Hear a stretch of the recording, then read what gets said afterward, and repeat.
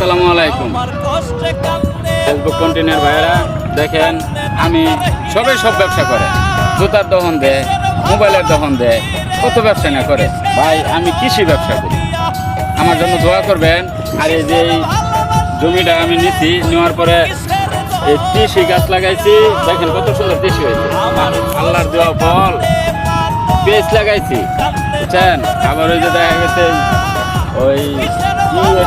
কি জানি কয় সব গাছ লাগাইছি ঠিক আছে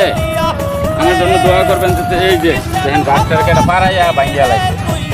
খেলার মানুষের কোনো মায়া দেও না রে ভাই যাক ইনশাল্লাহ পরবর্তী ভিডিওটা দেখার জন্য আমন্ত্রণ রইল আর ফুল ভিডিওটা দেখবেন কেমন।